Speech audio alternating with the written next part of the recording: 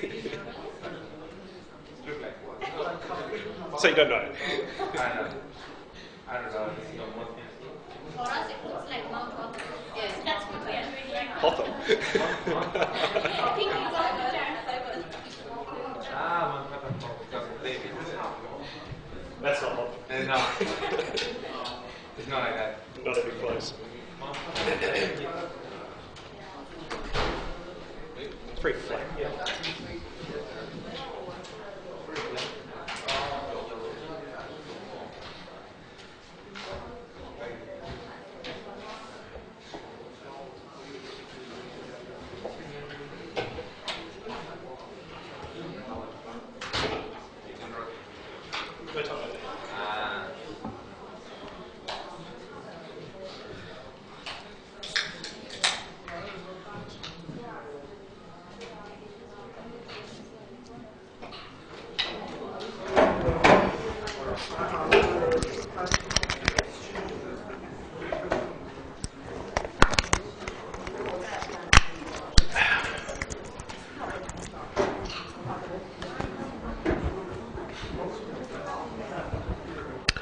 Okay, we might get started. Gosh, we're a small group today. Are there lots of assignments due today or something? Or? Okay, that explains it. Welcome to week 10, not week 11. Don't you hate it when you type something up and then print off a whole lot of copies and then realise, there's a typo right on the front page. Anyway, this is week 10. We haven't entered some kind of time warp. We do have 2 weeks to go though. So the lecture 11 was a hangover from when we had 13-week semesters, not 12 weeks. This week's lecture is looking at something that we've actually covered in dribs and drabs throughout the rest of the semester. So we're looking particularly at the kinds of decisions you have to make around technology. And we've kind of coming back a little bit to the more technical aspects of data warehousing. Over the last couple of weeks we've been looking at more organisational issues and human factors related to data warehousing. And really the trickiest problems to solve with data warehousing projects tend to be those organisational, human, social, interpersonal relationship kind of issues that have to be managed. Data warehousing isn't just a neutral technology. It's a technology that has an impact on an organisation, and as we saw a couple of weeks ago, that impact can be in the form of the kinds of political power that people derive from the information that they control. When you break down those kind of information silos, you're directly challenging, in some cases, people's organisational power. And of course that can lead to resistance and change management kind of issues that need to be managed effectively. What we're really looking at today is kind of the relationship with the vendors, if you like. One of the biggest problems I have with data warehousing, and there's a few problems I have with data warehousing, even though I'm standing up in front of you and for 12 weeks extolling the virtues of building data warehouses, I do have a few reservations about data warehousing. And one of the big ones I have is the data warehousing industry itself, the vendors. The industry is dominated by the rhetoric and the marketing literature that the vendors put out. And whilst there's something to be learned from that, you have to keep in mind that the vendors are trying to sell a product. So you can't trust the marketing literature to be objective and independent. And there's all sorts of examples of statistics being used in rather creative kinds of ways to try and argue for building data warehouses. So I guess the theme today is really how do we put the vendors through their paces and make them work for us, not the other way around. We're also going to have a look at the idea of chaos theory and how it relates to data warehousing. And that's kind of a left field kind of concept.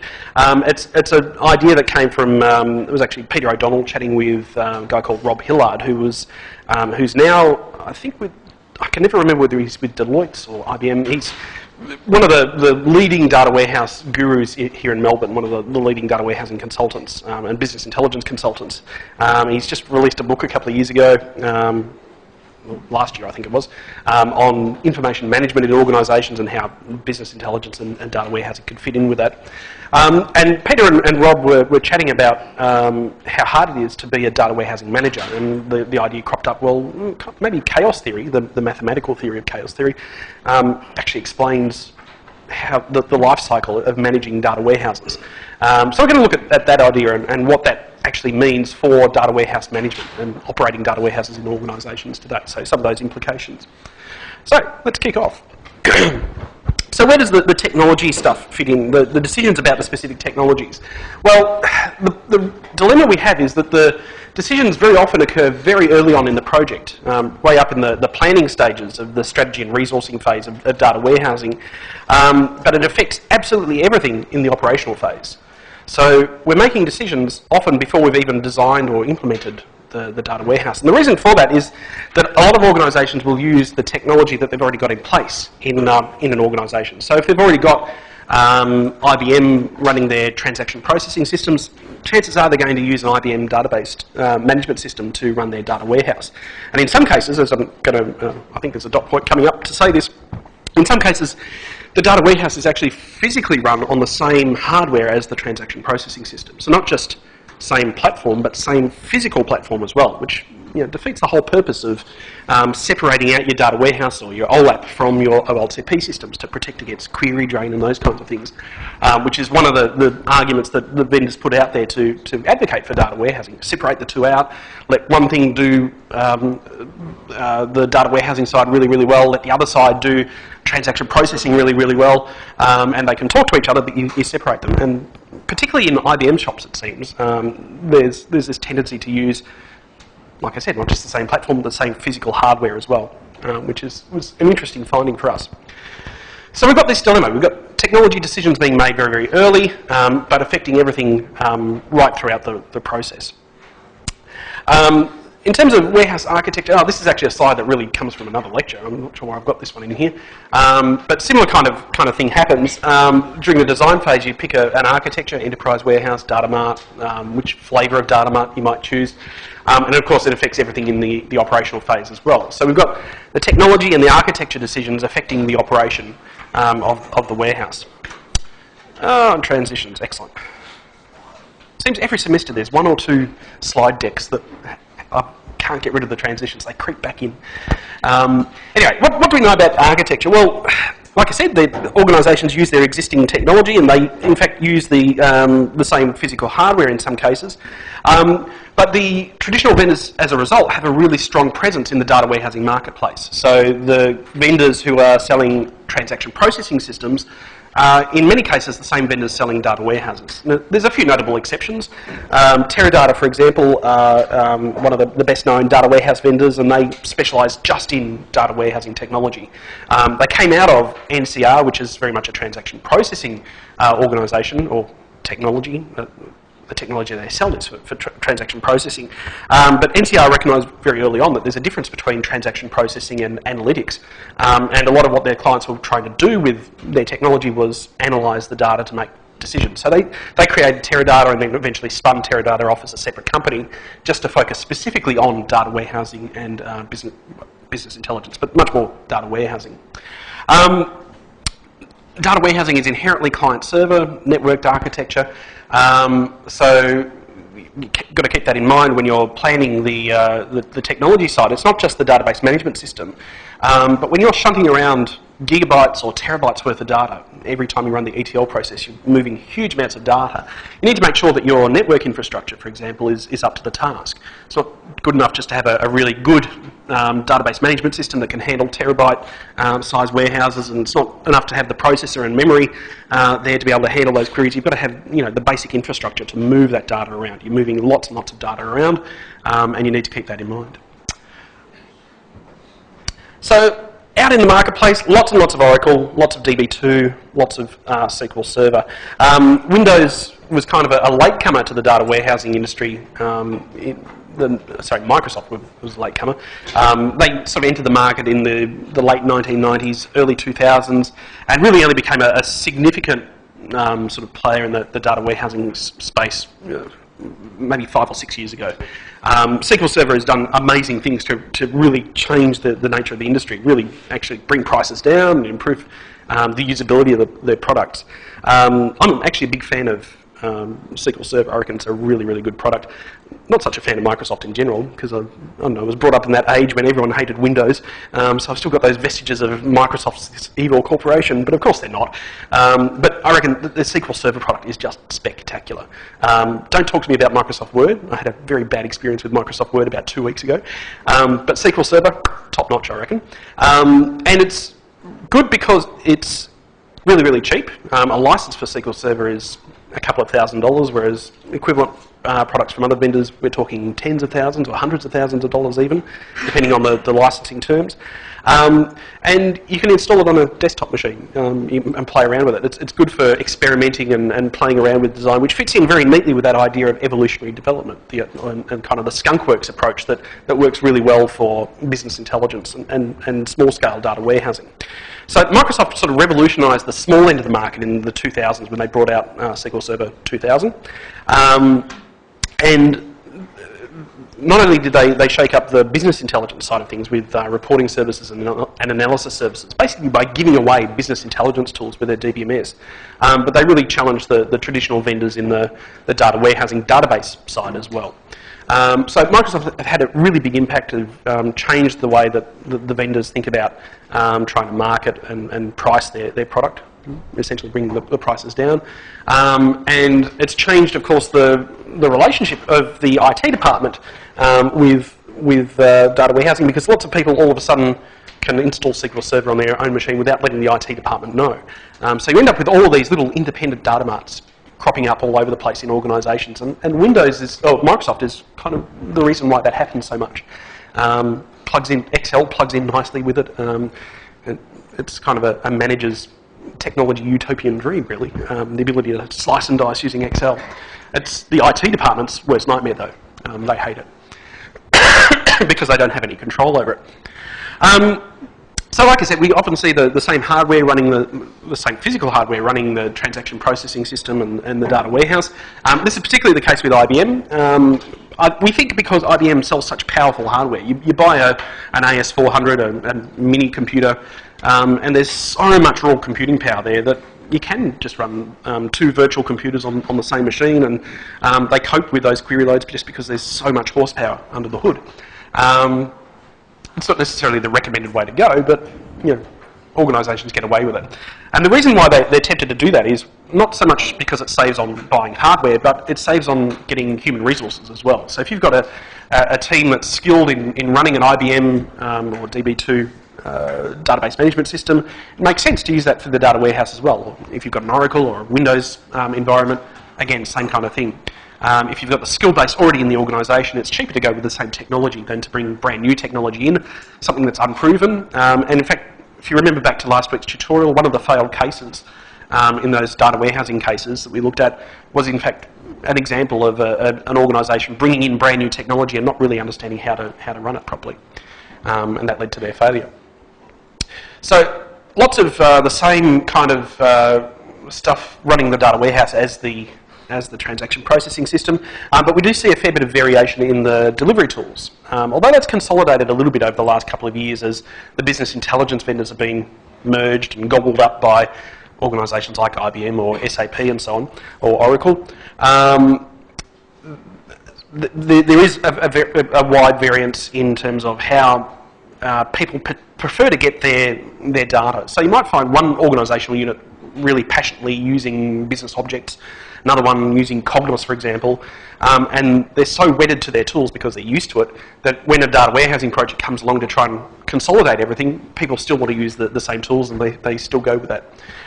In fact, I think here at Monash, the business intelligence project, based on some informal chats I've had with one of the developers, they were initially going to go with one of the data warehousing vendors' particular tool set, but there's a strong vocal group of people here at Monash who are using business objects. So Monash decided to go with business objects instead because there was already a passionate user base there. One of the things that sort of persists in the industry, and this has been the case for 10, 15 years, is that there's a real lack of experienced developers in data warehousing and business intelligence. One of the things we've found with the case studies that we've done here at Monash is that the success of a project is largely predicated on the skill set of the team involved in the project. And the skill set basically boils down to whether or not the team members, and it can be just one or two of the team members, have had previous data warehousing experience. Even if that previous data warehousing project was a failure, that experience was nevertheless still valuable. So one of the strongest predictors of a successful project we've seen is just past experience of any kind on a data warehousing or BI project. And the reason for that is there's this there's this persistent perception that data warehousing is really just a big database, that there's nothing fundamentally different about data warehousing versus any other kind of relational database management system. And the strong theme I've been trying to push throughout the entire semester, of course, is that data warehousing is fundamentally different. It's fundamentally different because we're supporting decision makers and we're trying to improve decision making in organisations, and that's a fundamentally different thing to trying to process transactions or business events. We don't have that predictability, we don't have that ability to specify requirements up front. Evolutionary, almost chaotic kind of environment exists whenever you're trying to support decision making, particularly any decision making that is above the operational level in an organisation. Non-operational decision making, tactical or strategic management decision making, it's really hard to support, and that's fundamentally why data warehousing is different. So what do we know about project scale? And again, this is based on our case studies we've done here at Monash. Most of the projects are not enterprise-wide data warehouses, but you'll find that most of the vendor literature does talk about enterprise data warehouses. There's kind of this, my data warehouse is bigger than your data warehouse thing that goes on in the data warehousing industry, which is just bizarre. It doesn't matter how big your data warehouse is, it's what you do with it that counts. So most of the data warehousing projects aren't enterprise-wide in scale, they're data mart sized, and in fact the most common kind of natural or organic architecture we tend to see is the independent data mart structure. And very often what organisations do to resolve the complexities that come about through an independent data mart environment is to deploy a data warehouse that consolidates the ETL, and they end up with a kind of hybrid dependent data mart kind of structure. Lots of organisations don't achieve that sort of pure dependent data mart architecture, or even the federated or bus architecture that Kimball talks about. Often there's a mix and match. A data mart might get a lot of its material from an enterprise data warehouse, but in many cases will actually bypass and talk directly to a source system as well. So lots of hybrid kind of environments. Most data warehousing projects are comparatively cheap compared to other IT projects. There's a small number of systems that cost lots and lots of money, millions of dollars, but we reckon, based on our case studies, about $500,000 is the average kind of cost for most. But there is really wide variance. There's some really, really cheap data warehousing projects, and we looked at that Campagnolo case a couple of weeks ago, where basically they turned on replication on their database management system, and that was their data warehouse. It evolved a bit since then, but it was really, really cheap. Some projects really, really expensive. If you get a chance at all to talk to a Telstra employee, ask them about their data warehouse, and they'll say which one. They've had, I think you're up to about data warehouse number 20 now at Telstra. So Telstra are this legend within the IT industry here in Australia for building yet another data warehouse. I think some of them have actually worked, but some of them are failed projects too. And some of those are really, really expensive. So we're talking tens of millions of dollars. But like I said, the average price is about $500,000, and that's pretty cheap as far as IT projects go. Typically a small number of users, particularly if you're talking about independent data mart structures, so maybe 10 or so users. Here at Monash, there's, I think, the BI project has estimated that there's sort of potential users at the moment of a couple of hundred, but in terms of active users, we've got about 50 active users of business intelligence based on the formal BI project here at Monash. And in fact, you should have a chat with Felix at some stage to ask him about the BI utilisation problem, the number of users actually using BI systems in organisations. And the development teams are often small too, so maybe 2 to 4 people. And I know here at Monash, again, Monash is one of the largest, most complex IT environments you're ever going to find in an organisation. We've got tens of thousands of desktop computers and lots and lots of different systems. And whilst we're not sort of processing transactions like, say, a large retailer like, I know, Coles or those kinds of groups, Monash is a really complex environment, and our BI data warehousing project team consists of about 7 or 8 people, I think, from memory. So often small teams, small numbers of users, but the potential impact of a data warehouse and BI project often outstrips the potential impact of an OLTP system because they're being used for, in some cases, strategic decision making. If you support a good strategic decision, you can save the organisation or make the organisation millions and millions of dollars. So high potential payoff. This data is actually a little bit old now, so I should preface that. This is based on a survey we did about 6 or 7 years ago, where we asked sort of the top organisations in Australia what their intentions were with regard to data warehousing. So we asked them, do you have a data warehouse? And if they said no, then we asked them, are you planning to, or are you interested in it? And then they could say, no, we're not planning to, or yes, we are planning. And of the people who ticked no, or the organisations that picked no, there were as many who were actually planning to build a data warehouse as had ticked yes. So we reckon that was a particularly strong indicator for growth in the industry, and we've seen that over the last couple of years, and we don't really see that slowing down at all at the moment. Even with the global financial crisis, organisations are still deploying business intelligence and data warehousing. And in fact, we often see an inverse correlation between the health of the economy and business intelligence and data warehousing projects. And the reason we think that's the case, and we're pretty sure that this is the case, is that organisations that are doing well tend not to worry too much about their internal operations and how to improve things. But as soon as the economy gets a bit rough and a bit choppy and you start thinking, well, we need to start cutting costs, we need to improve profits, that's when organisations or management start looking at the organisation and seeing, well, how are we performing in different areas? So often you'll find a BI project kick off exactly when the economy is starting to tank.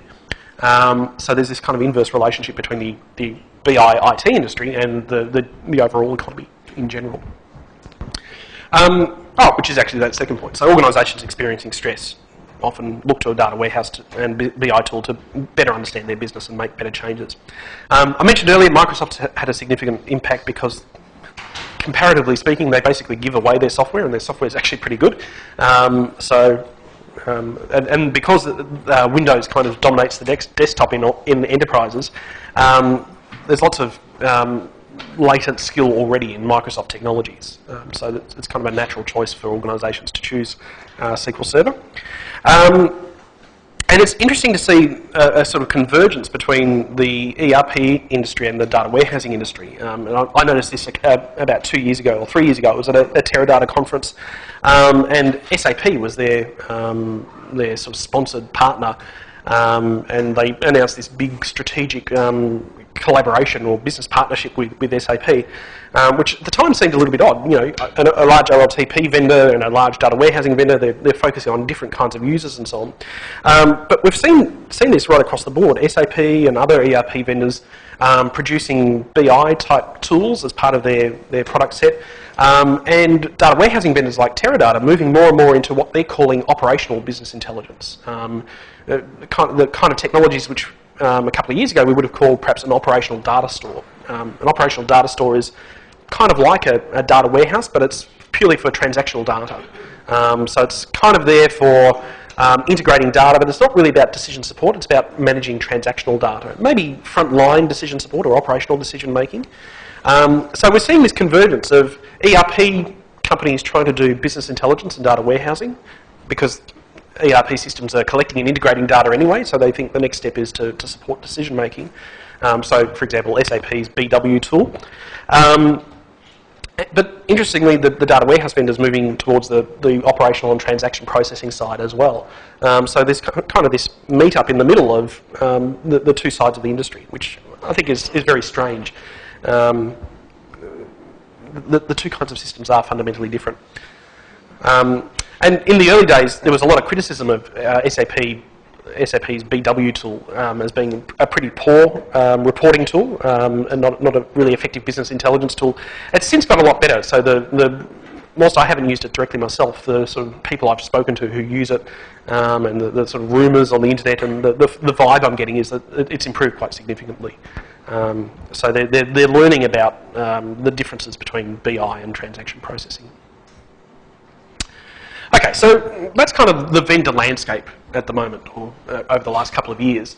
So how do you deal with that environment when you're working on a data warehousing project? Maybe you're a project manager and you've got to choose a particular vendor or choose a particular tool set. And the first dilemma you face, as I said, is that the tool selection often happens right up the front of the data warehousing project during the planning and resourcing stage, which is really, really early on.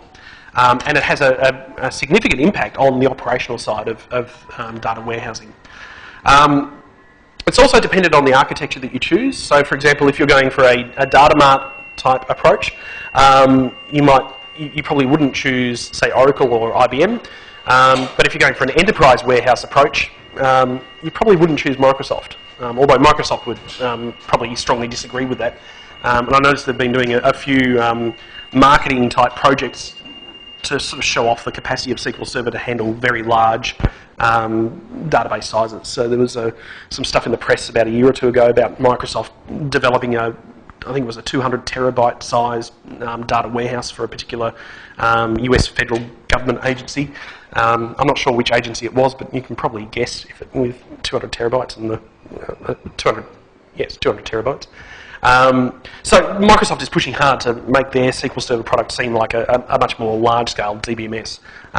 But traditionally speaking, IBM and Teradata and Oracle are at the large-scale end of the market, whereas the Microsofts and some of the open source vendors tend to be at the smaller scale, the data mart type side. So in part it's dependent on the architecture that you choose. But it's also very much dependent upon the existing environment in the organisation you have as well, because of that existing skill base you've got. And to a certain extent, whilst it's the decision critically impacts the operational aspect, how the operational part of data warehousing flows, the decision to make isn't too... If you make the wrong technology decision, it's not because the technology itself is fundamentally wrong. Most of the tools work fairly competently for any aspect of data warehousing. It's really the skill set that you've got in the organisation that's critical. If you choose a brand new technology and you haven't got the skill set in the organisation, that's often the predictor of failure rather than choosing the wrong tool for a technology reason.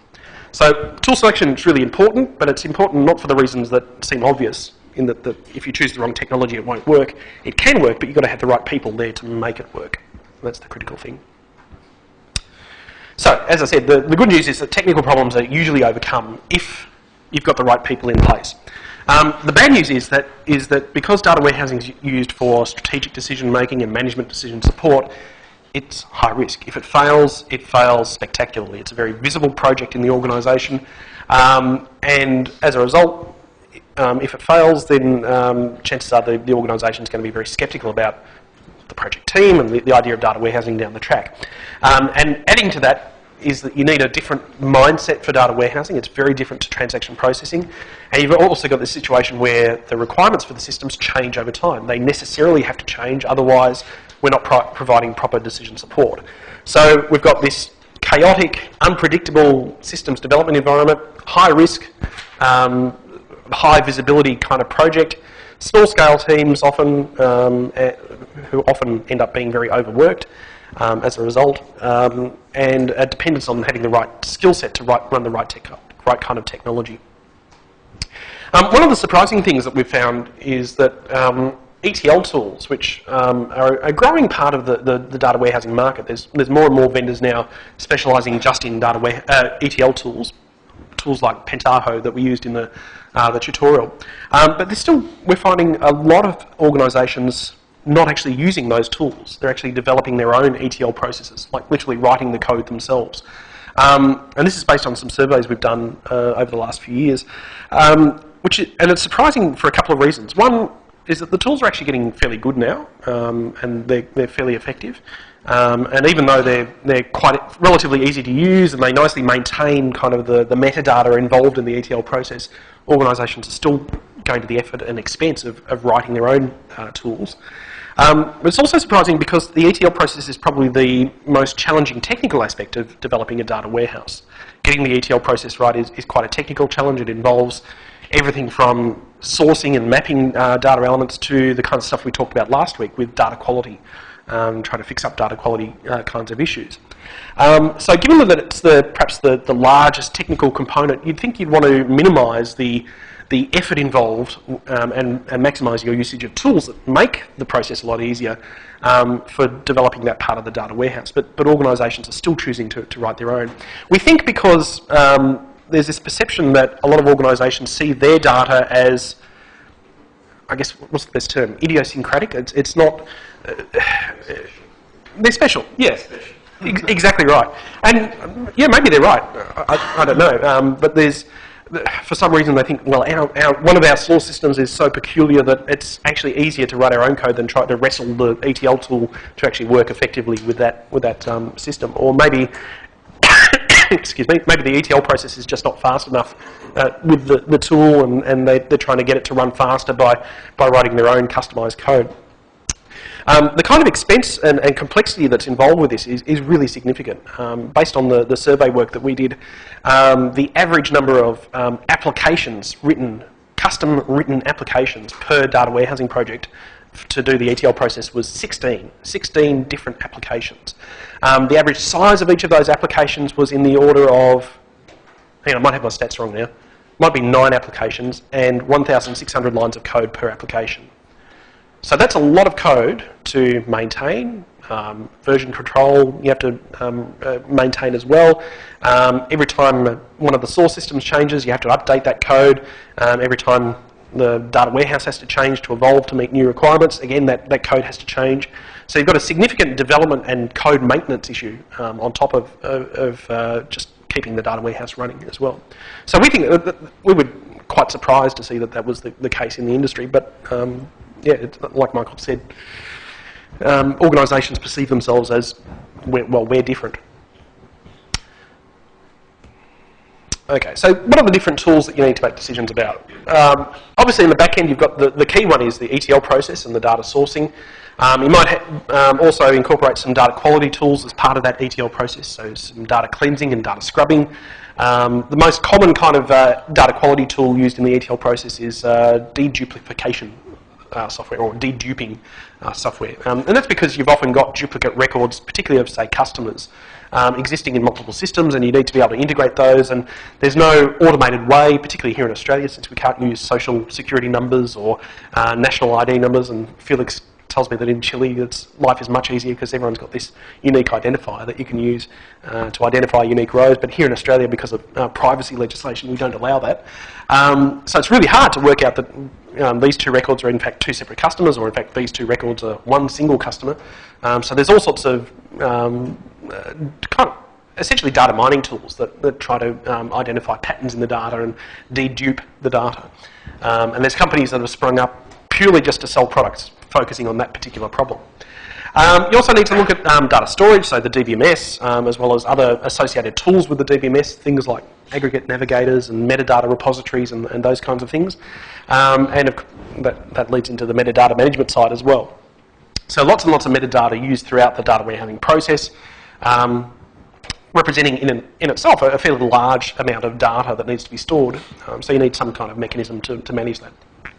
On the front end, of course, we've got the OLAP and ROLAP and COLAP and JOLAP kind of tools that proliferate in the BI kind of industry.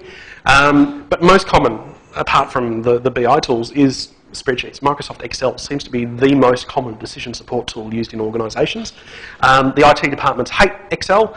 Managers love Excel. The reason they love it is because they understand fundamentally how it works. If they create their own spreadsheets to slice and dice the data, they've developed it themselves. They have this intimate understanding of the internal workings of the decision support tool that gets developed. And that gives them confidence in the results that come out. The reason the IT department hate it is because they have no control over this dispersion of Excel spreadsheets throughout the organisation, the spread marks as they're sometimes referred to. And the IT department know that there's a real issue with quality control with spreadsheets. There's statistics that suggest that I think the odds of a particular cell in any given spreadsheet having an error in it is something like 80%. So if you're making important strategic decisions on a spreadsheet that maybe has an 80% error rate. I'm not sure how accurate that statistic is, but even if it's, say, a 10% error rate, that's a significant potential threat for the organisation. So it's a potential hazard. And of course the IT department have no control over these spreadsheets, and you get this classic situation of managers bringing their spreadsheets to meetings, and one manager's spreadsheet disagrees with another manager's spreadsheet because they've made different assumptions and things like that. So the IT industry hates Excel, but the business side absolutely love Excel because it gives them the control, the power over the decision support tool. I'm kind of of the opinion, well, you're not going to get rid of Excel in organisations. You have to work with it. So you need to put in place sort of risk management strategies to help minimise the risk and mitigate the effects of errors when they occur with spreadsheets. But this kind of attitude of thou shalt not use Excel just is unrealistic in organisations. And there are IT departments that kind of have that view. So the reality is Excel is an integral part of the sort of data warehousing and business intelligence tool set. There's also data mining tools, text mining tools, stats packages like SAS or I've forgotten, the SPSS is the one I'm trying to think of, or even the hardcore mathematicians who use R. It's a world that I just don't understand myself. Life's too short for some of these tools, I reckon.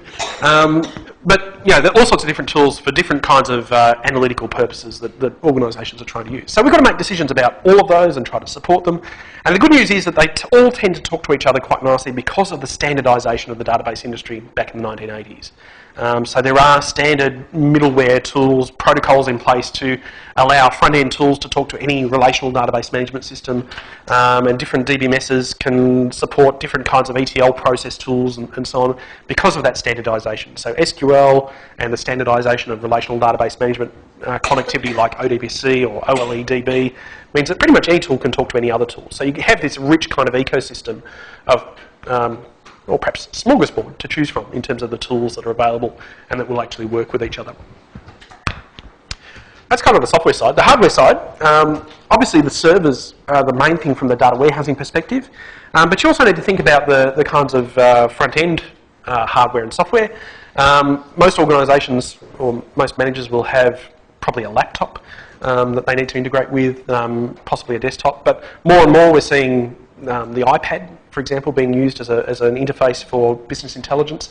And there's all sorts of security issues associated with mobile computing. So whether it's a laptop that's left in the back of a taxi, there's been news reports of Defence Department laptops or USB drives being left lying around, those kinds of things. You need to think very carefully about the security around the hardware for the delivery system, because often passwords are saved, and even though the data warehouse is probably sitting on a secure server somewhere, if the iPad or the laptop is not securely stored, then someone can steal it and get access to that data quite easily. So there's database servers, there's ETL servers maybe, admin servers, metadata repository tools, and so on. But you need to think not just about the server, but about how people are actually accessing the server as well. On top of all that, or perhaps underneath all of that, the fundamental networking infrastructure needs to be able to handle the throughput that you're going to put on that network for the ETL process. It needs to be able to handle gigabytes worth of data and so on. So data warehousing really, because it's so pervasive, cuts right across the organisation. There's lots of different hardware and software environments that it has to interact with and run effectively with. It's not just Macs versus PCs, although that's certainly the case. It's Macs, PCs, iOS, Android, you name it. There's all sorts of different environments that the tool has to work with. And that's not even mentioning the source systems, which the data warehousing tool obviously has to work effectively with too. So, how do we make all these decisions? Well, from a technology perspective, technology sourcing perspective, one of the things that we might do if we were looking at it from an OLTP's perspective is to consider perhaps outsourcing or cloud computing or those kinds of approaches that are often used for transaction processing. It's a little bit harder to do that for data warehousing though. One of the things that is recommended against with regards to outsourcing is you shouldn't outsource strategic systems, and a data warehouse and BI tool is a classic strategic system.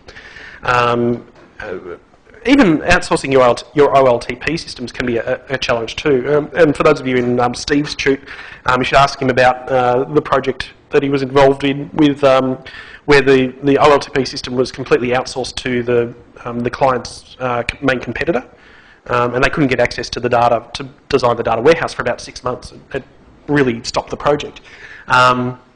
So I think Steve lost a bit of hair with that particular project. So we can't sort of take that outsourcing route easily with data warehousing and BI. But other than that, the kinds of technology sourcing decisions we make are essentially the same as any other kind of technology sourcing decision. It's about talking to the vendors, seeing what's available, weighing up the options, doing an assessment of the different options that are available, and choosing the one that's most appropriate.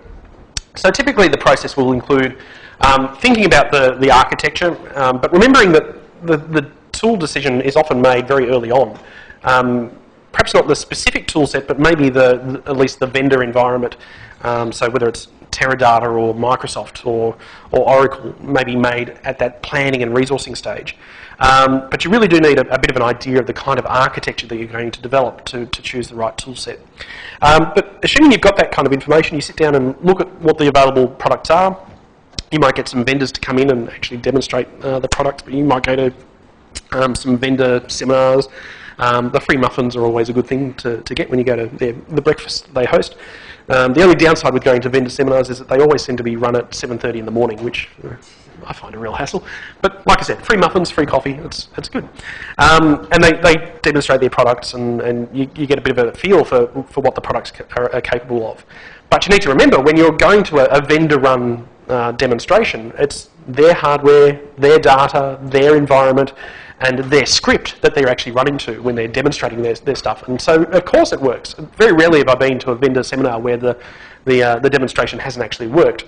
But when you get it to your environment, your data, all of a sudden things are quite different, especially when you're not following the script. You see the vendor, usually a marketing person, controlling the mouse, clicking here, there and there, and slicing and dicing the data, and they know exactly where to click, and they know exactly what data they're looking for. But that's just not how BI works in the real world. People are sitting there going, click, thinking about things, click, no, that's wrong, back, click. The reality doesn't match the vendor environment. So I'll talk about that a bit more in a second. But when you've gathered the information, you need to work out, well, how do we compare these different products? You need to work out what criteria are relevant to your project, and then score each of the offerings based on those criteria. And then you choose the product, hopefully, that gets the best score. Usually it's the kind of orthodox approach is you come up with a criteria, weight those criteria in terms of importance, give each product a score, multiply it by the weight, add up all the scores, and the product that has the biggest score is the one that you choose. I've got a spreadsheet that shows a screenshot of a spreadsheet doing exactly that in a second. But the key thing to do is actually to get the vendors to come out and demonstrate their tools using your data. Don't just rely on the vendor presentation. They'll gladly sell you products based on their presentation, but give them your data. Get them to come out to your environment, to plug into your network, to work with your actual data, and give them lots and lots of data, and then get them to do their demonstration using your data. Get them to run benchmarks. How quickly does a particular query take? Note down the number of milliseconds or seconds or maybe even minutes in some cases of certain queries, and see what happens. Even get them to develop a prototype. The vendors have actually got really good consultants and developers working for them. Because they know the tool inside and out, they can do some amazing things with their tool sets, because they can chat directly with the developers who are writing the tool set, so they know the sort of inside nuts and bolts. So get them to develop a prototype. The pre-sales consultants can usually do some amazing stuff that you can actually then reuse for the real live project. So get them to do as much of your job as you possibly can. Also get lots of reference sites, but be wary about getting reference sites from vendors, because they're going to give you the successful projects, not the unsuccessful projects. So ask around, use your own network of contacts to see if there are any failed projects with the vendor, and talk to those people as well. The DSS Lab had a journal club lunch the other day where we looked at a paper talking about selection bias. And one of the classic problems with management literature and IT literature in general is that there's a bias in the selection of samples when they do surveys and things like that. And the natural bias is to look for successful managers or projects and don't talk to the unsuccessful ones. And so you get a skewed view of reality, and you have to do the same thing here. You need to make sure that any reference sites, any reference customers are balanced. You talk to a mixture of successful and unsuccessful projects. But ask lots and lots of questions. Ask about the level of support, the ease of integrating with other tool sets and things like that. So what kind of criteria do you use? Well, it's classic kind of IS management theory here. There's a mixture of technical and commercial and maybe legal and sort of economic requirements as well. So you've got a particular technical environment you have to operate in. There might be certain business requirements that have to be met. There might be certain timeframes that have to be met as well. There's a certain competitive environment that the organisation is operating in. All of these things can potentially lead to certain kinds of requirements for choosing a particular vendor. If you're going to be choosing the delivery tool, make sure you talk to the users. This is kind of a classic mistake a lot of BI projects make. At the very least, keep them informed. If you're not going to allow them to actually choose the tool themselves, at least keep them informed about the decision-making process you're going through yourself, or the team is. But where possible, use the tool that the users are actually happy with. If they're already using business objects and they're really happy with business objects, don't force them to use Oracle's BI tool, because they'll hate it. If people are already happy using Cognos, don't force business objects on them.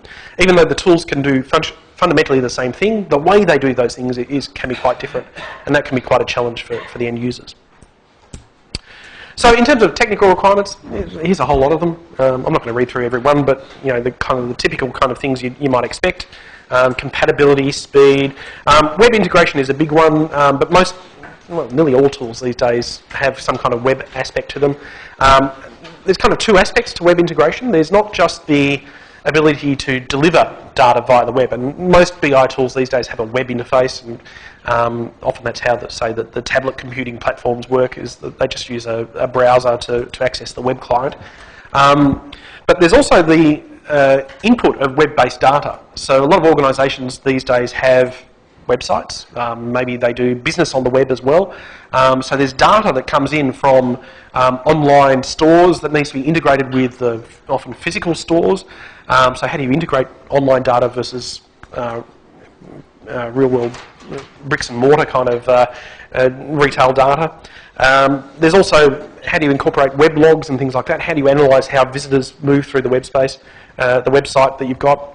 So web integration is not about just delivery, but how do you incorporate web-generated data into the data warehouse as well, and integrate that with other data sources from the organisation. So technical requirements, commercial requirements, cost, budget, a couple of other things to do with the vendor itself, making sure that the vendor is actually viable. You don't want the vendor to go out of business 6 months after you've just bought their data warehousing software, because very often you need to call them up for support. So don't underestimate the advantage of finding a vendor that's actually got a local presence. So here in Melbourne, we've got quite a few different BI vendors and data warehousing vendors that have an actual office here in Melbourne, and that's a really good thing. The problem is most of those vendors' offices are really just salespeople rather than technical people. So really often what you're finding is that the people you're calling up for tech support after you've built your data warehouse are maybe located in Sydney, or very often actually located in the US. And the hassles around time zone changes and things like that, versus having someone who can physically come out to your site because they're maybe a couple of blocks away in the city, is phenomenal. So if you can have someone locally who you can call up, or who can perhaps pop around and fix a problem for you, is a really valuable thing to have. So look carefully at the nature of the vendor's culture, the vendor's level of support, and the physical location of the vendor, to see whether maybe that will sway your decision one way or the other. Yes? What does the maturity of the company? Well, if you've got a brand new vendor whose tool is... Yeah, so it's the maturity of the vendor company. So if they're a young company, it means their tool hasn't been developed as much. There's not as many iterations of version 2 rather than version 1. You want a stable platform to run your data warehouse, because your data warehousing environment's as chaotic enough as it is. You don't want to throw into the mix, another hot fix yet again for the DBMS, that kind of thing. One of the things that's often that's really key is this last dot point, because this is really critical. If the vendor themselves doesn't understand what's different about BI or data warehousing, you need to be very careful about choosing their product, because chances are their product has been tuned for transaction processing, and the kind of support that you're going to get from the vendor down the track is going to be geared towards kind of transaction processing kind of mindsets or environments. Data warehousing is different. You need a vendor that really understands data warehousing and BI. Okay, so typical evaluation approach. Here's a very simple spreadsheet. Criteria, different tool sets, weighting across the top, giving it, sometimes you use a score out of 10, sometimes you just use a range of 0 to 1. Doesn't matter really. And you give a score out of 10 and then you multiply the score by the weight and add it all up and you choose the product that's got the best score. Classical decision theory approach or economic decision making approach to choosing a vendor. Can be useful to help you sort of sort through or narrow down to a very short list, but often there's a bit of extra stuff that goes on with choosing a particular vendor. You wouldn't just rely on a spreadsheet to do that. There's a lot of sort of relationship stuff that you need to evaluate as well. The key thing really is making an informed choice about how the technology works, how it goes in a real live customer site situation. The vendors have a very polished marketing spiel, and you need to get through that marketing spiel to get to the reality. So that can be quite hard to do. Developing a healthy level of cynicism is probably the best thing that I can impart to you guys before you go out to industry. Don't distrust the vendors, but be aware they're trying to sell a product. So you've got to try and get to the real situation. Work them hard because they are really, not only are they confident, but they're quite capable too. So their consultants are really well skilled. Okay, so that's kind of where I want to get to with the sort of technology decisions. The key message is work the vendors hard, get through the marketing spiel, try to get some realistic information about how their toolset's going to work in your environment. Don't be too worried about whether the toolset itself is going to do the job, because different vendors, the tools are largely compatible with each other. They're all quite capable, particularly if you're choosing a fairly mature product already. But the key thing is having the right skill set in the organisation to make that toolset work for you. And if you get that decision wrong, you get quite a backlash from not just the developers but the users as well, because they're often used to a particular tool set too. Okay, any questions before we take a break? No? Okay, well, let's take a 5-minute break and then we're going to come back and we're going to talk about chaos theory and how it relates to data warehousing.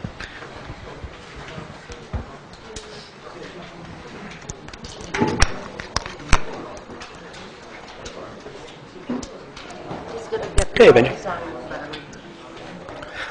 Go quick.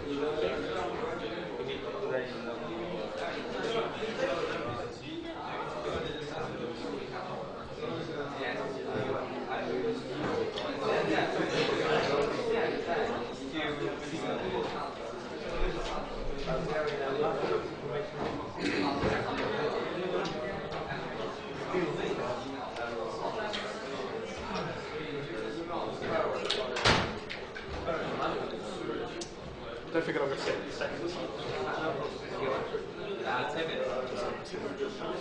Or Monday? Yeah. This week? Friday? No, if you can get it back by next week. If I pass?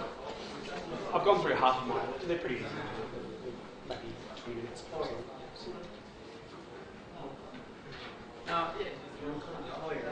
I have only 2 shoots. No, we just have two. Just got one choose. Oh, you would have less than 20, so 16. So it's easy, but I'm focusing Yeah. Friday. You don't need a weekend. You don't need anything important. I haven't had a weekend for like 8 weeks. Yeah, I know the feeling. Yeah.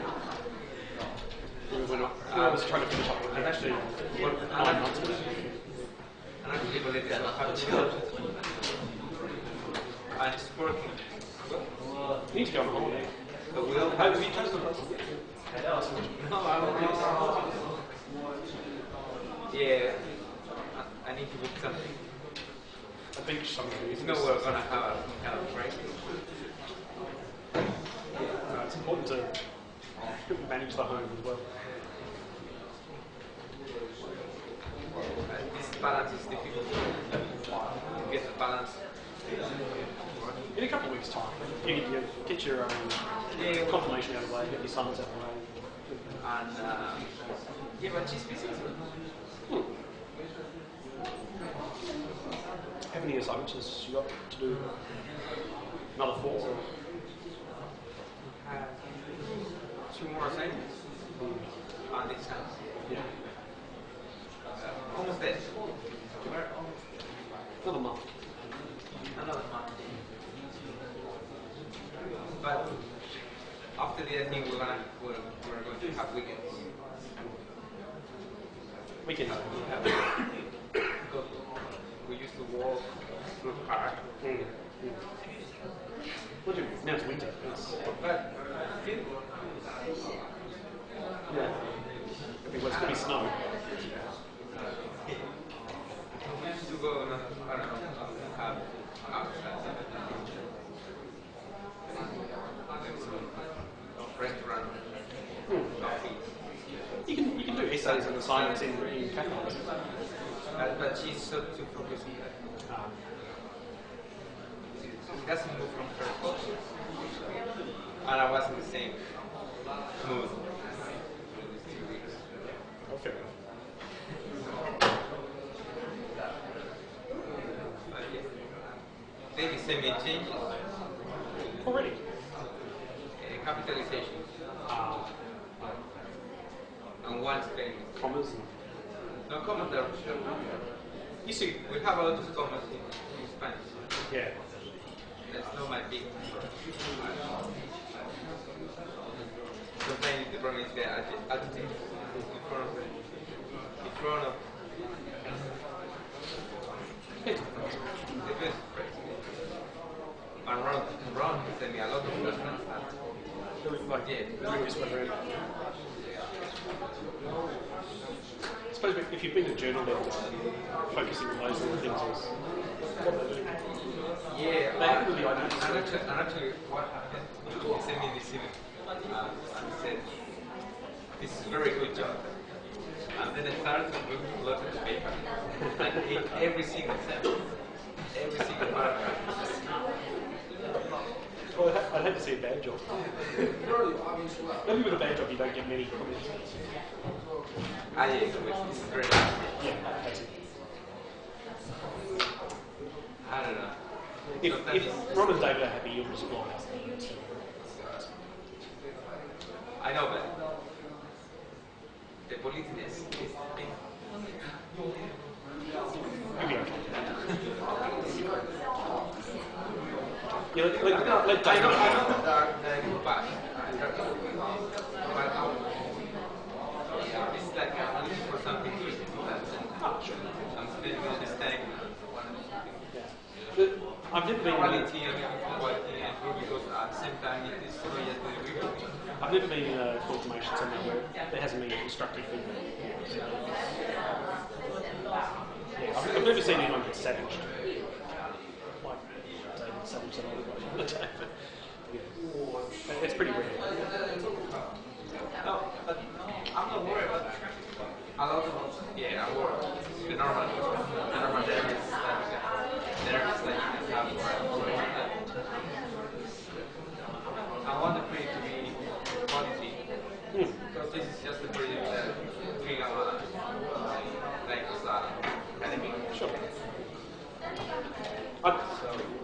ideas are fine. Yeah, it's Haskell. If you read it, So it's it's Ching. Yeah, Ching. A lot. yeah. And with paragraphs that make connections with it. Yeah. You'll get one. In 3 years' time, you'll be an expert at writing English. You'll have no problem whatsoever.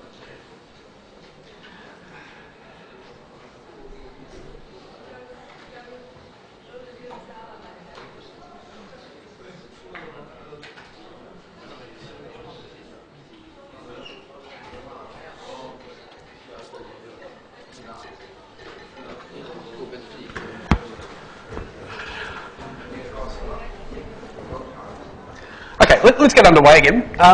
So, what I want to talk about in this second half of the lecture, and I know Spangy's still off getting it, she still hasn't come back yet, but we'll push on anyway. So, what I want to talk about in this part of the lecture is this idea of data warehouses as chaotic systems. This is kind of theoretical physics applied to data warehousing, which is kind of a bit bizarre, but there's actually something to it. And the reason for it is, data warehousing fundamentally is a complex thing, and chaos theory is all about trying to explain complexity. Comes from mathematics, but it's applied to theoretical physics and things like that to try and explain complexity in the universe. Kind of neatly describes the complexity in data warehousing too. Even when data warehousing is simple, it's still a complex thing. And the reason for that is because a data warehouse sits in the middle of a supply chain of information, from a source system to the delivery system to the sort of final decision-making process that the end user engages in. And if anything changes either side of the data warehouse has to adapt to incorporate those changes. So if the source system changes, then you have to update your ETL process to process that new data structure. If the delivery system changes, or if the decision-making requirements change, then again you have to update the data warehouse. And that's assuming everything's actually running properly. If there's a data quality issue that causes your ETL process to break, well, then you have to go into emergency mode and get the data warehouse up and running again. So data warehousing is actually not at the end of the supply chain, data supply chain. It's right in the middle of the data supply chain. You've got the delivery system as well. So for a data warehouse to operate normally, everything in every other system and every system component has to operate as well. As you keep adding new components to a supply chain, or a chain of a sort of causal chain of things, every component has a certain probability of failure. And when you add up all those probabilities, you don't just you actually multiply the probabilities together to work out whether the probability of something working is going to occur. You end up with a very low probability. So, for example, you might have, say, a 99% success rate for one component, a 99% say uptime for another component. But you put those two components together, then the probability of the whole thing working together is 0.99 times 0.99, which is, what's that, 0.98 or something. You add enough components and your probability of the whole thing working keeps going down and down and down and down. So the more complex, the more components there are to a system, the higher the likelihood of failure is. And with data warehousing, because the supply chain involves so many different components, the probability of the data warehouse working, even when you've got very reliable components, can very quickly fall below that 50% threshold. So the odds of the data warehouse working are actually lower than the data warehouse breaking. So running a data warehouse is actually it's really quite hard. So, like I said, even when it's simple, it's really, really complex. So just have a look at this. This is that Campagnolo case. This is as simple a data warehousing architecture as you're ever going to find, but just look at all the components involved. Each one of those things has to work effectively, has to work properly for the end users to have a successfully working data warehousing process. Have a look at the other architectures too. And these are just idealized representations of the architectures. In reality, the whole architecture is a lot messier. So this is an enterprise data warehouse. Look at all the different components there. They all have to work correctly. Dependent data mart structure. The independent data mart structure. All of these things are really complex structures. And one of the things you get with complex structures is that you tend to see this chaotic behaviour emerge. And chaos theory tries to explain that emergent chaos from understanding complex systems. So chaotic systems exhibit a number of interesting features that chaos theory tries to describe. They come about when you've got lots of interacting components that are semi-independent of each other but together contribute to the overall performance of a system. And as I said, the chaos theory is often used in theoretical physics or other sort of branches of science to explain complex systems like weather systems or the way stars operate and things like that. But any kind of system that has lots of non-linear interacting components can exhibit chaoticness. And the thing that often results from that chaotic personality of a system is that tiny little changes to the initial conditions of the system can produce widely varying outcomes. It's kind of this idea of, the butterfly flapping its wings in the Amazon in South America, contributing to a typhoon in Japan or something. Tiny little change in air pressure, and it causes other changes, and eventually you end up with this massive effect down the track. So chaotic systems are very unstable. So slight changes can lead to very widely varying results. Remember that anecdote I gave you of a data warehousing manager who changed some parameters about the buffer size on their database management system, and they reduced their ETL process from, I think it was hours, down to minutes. It's that kind of thing. That kind of thing is, if not typical, at least you come across it fairly often in the lives of data warehousing managers. So running a data warehouse is actually really quite complex, because it's a complex, chaotic kind of system. So even when you have nearly identical systems, if you set the system up one way one day and operate it, it may operate very, very differently to setting up the system very, very similarly with one small change the next day. So a quick bit of background about chaos theory. It's a branch of mathematics, or theory that came out of mathematics in the 1960s, was used to try to help with long-term weather forecasting. The weather system is a classically chaotic system. Used in lots of different areas of science to try to explain systems that have lots of interacting components.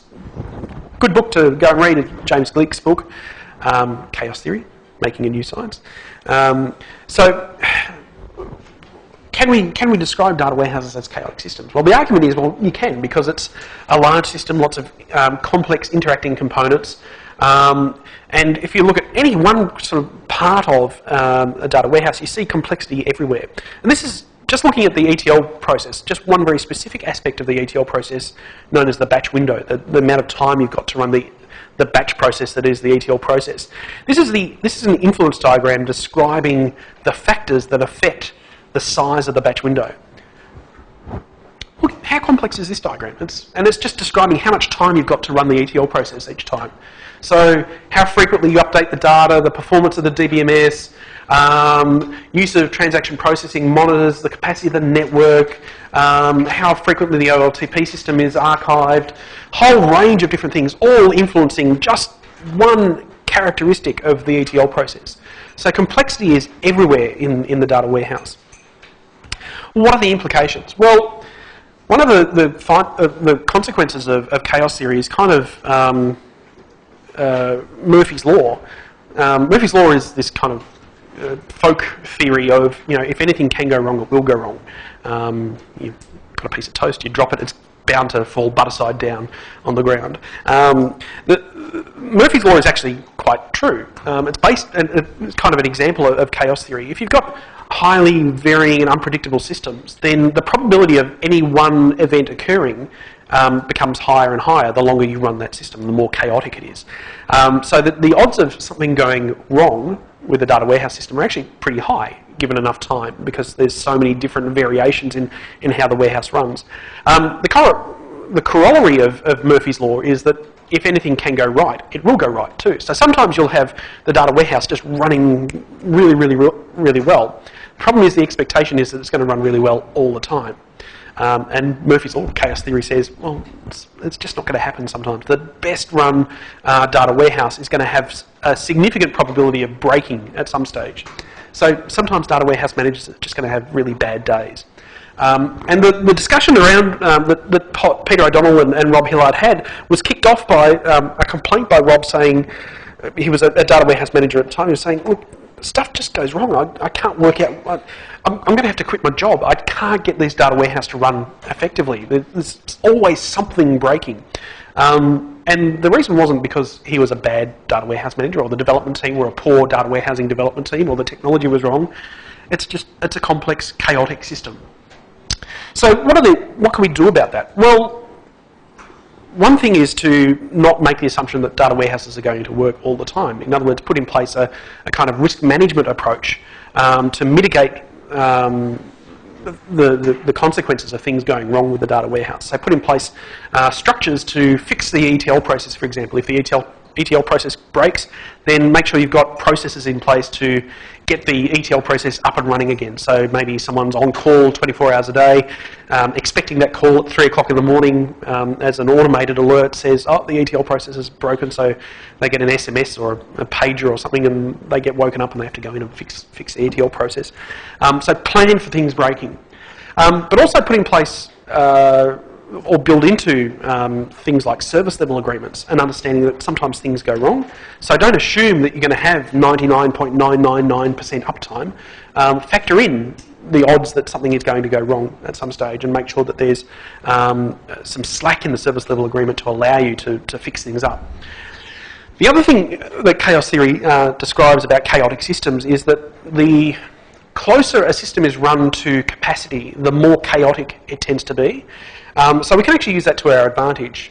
So by over-engineering the system, so by buying larger capacity disks than we think we're going to need, or getting more memory than we think we might actually need, having a faster processor than we think we might actually need, can actually help prevent some of the chaotic behaviour that comes about from these kind of interacting highly unpredictable systems. So if you've got that spare capacity in terms of memory, then if the ETL process requires a little bit more memory than was expected for one particular time, then the system's going to be able to handle it. Whereas a system that's run at 90% capacity all the time doesn't have that slack to handle the spikes in processing required to perform certain tasks. So over-engineering can help mitigate some of the chaotic behaviour, minimise that chaotic behaviour. Download tools on the internet to test your program. You just say, well, like the ETL processes and ETL. Sorry, say the question again. So Java, you've got major tools if you're doing work in Java. Yep. Right. Imagine that you're developing in Java. Sure. And a variable is integer. Yep. But you need, for instance, a data.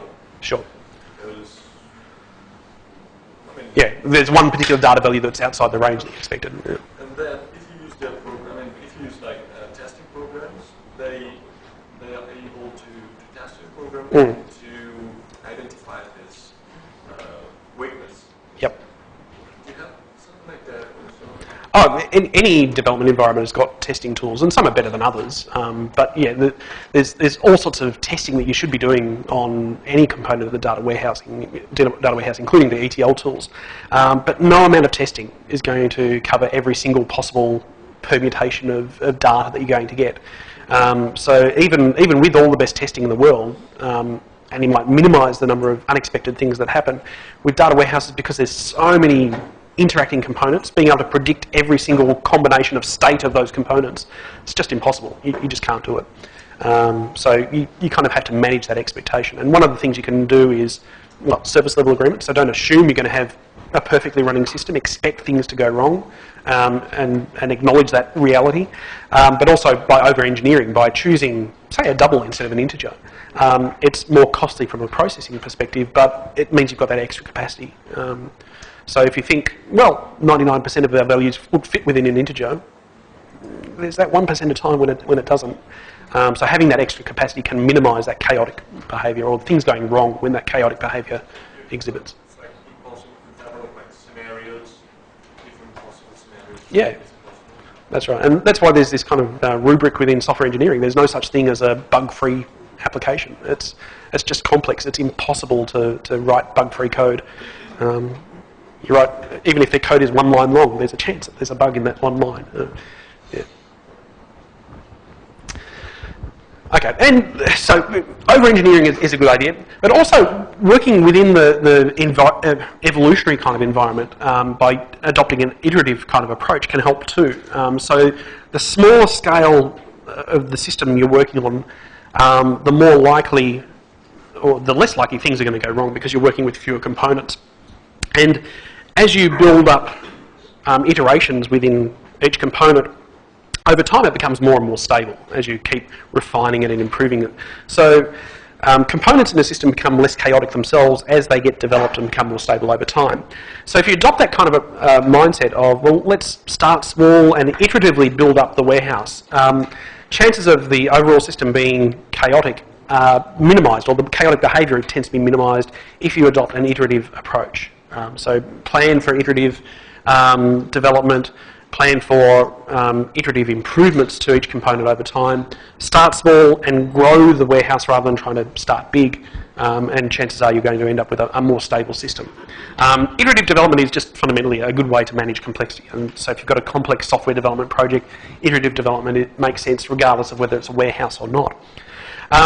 Also being as modular as possible, so having a layered architecture, so separating the different components as much as possible from each other, minimising that kind of object-oriented concept of coupling and cohesion.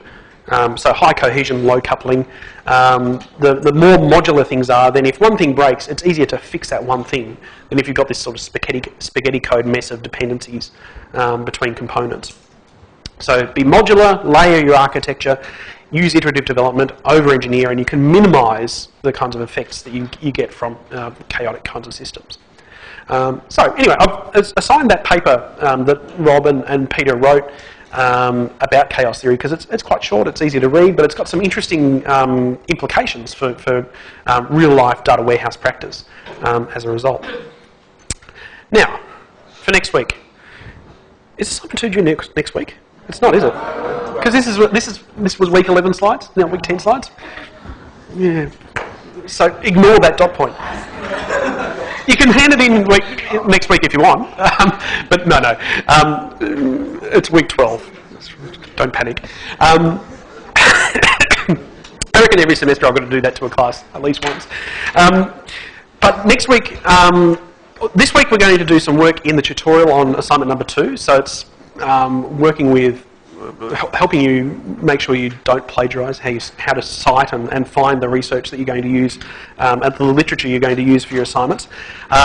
So there's a couple of activities that we're going to do about understanding plagiarism and how to cite.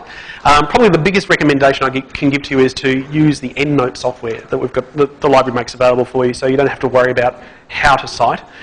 You still need to worry about actually doing the citation, but EndNote takes care of all the mechanics of getting it into APA style or Harvard style or whatever. And in the tutorial, we also want to have a sit down with each of you and look at roughly what your plan is for the essay. So give you some tips on if you're doing a particular question, here's some literature that you might want to look at, or just getting an idea of what your argument might be. So that's what we're going to do in the tutorial. Next week's tutorial, and this is actually happening next week, we're going to look at a case study on data warehouse governance. So please make sure you've read that case study before next week's tutorial. It's a classic piece of literature on data warehouse and governance. So any questions before I let you go? Yep. You get EndNote, that's in the PowerPoint in the corner. No, you can just download it from the library's website. So there's a link in Moodle to it, and you just download it. Yeah. So no need to physically get it.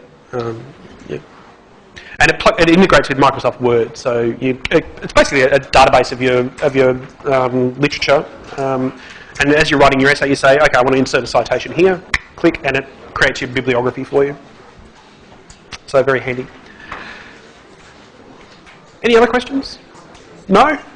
Okay, well, we'll finish up early then. Well, very early, actually, which is good. Go get some food, get a coffee or something, and then I'll see my guys in a tube, and I'll see the rest of you next week. Cheers, guys.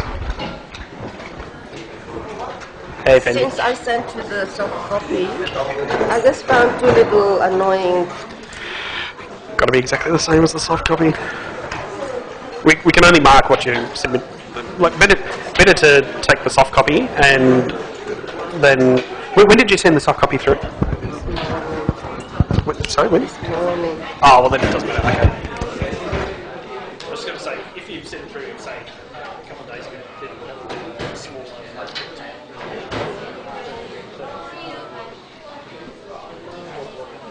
So, but yeah, well, if it's all today, incorporate the changes, that's fine. So you know I'm not cheating. Never suspect you're cheating.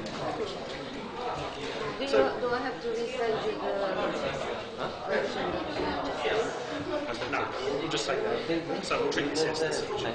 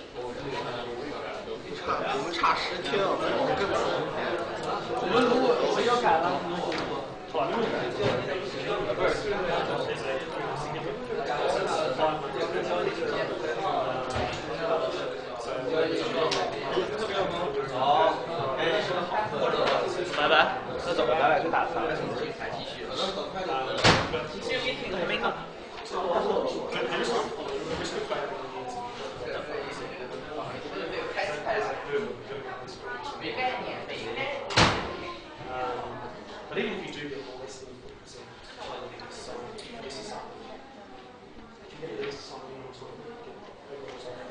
that's the average across the assignments as you go this year. So, yeah, look, I wouldn't worry too much about funding this side, but you're actually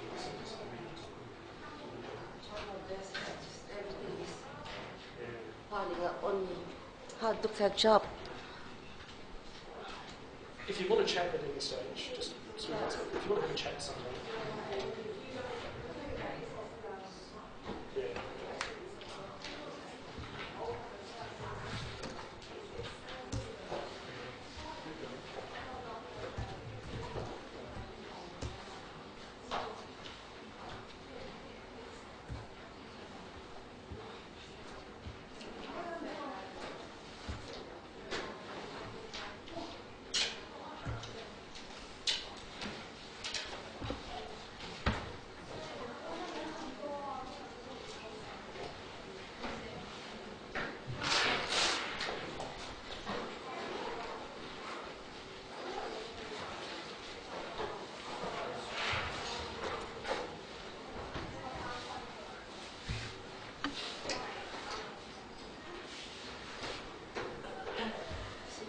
See ya.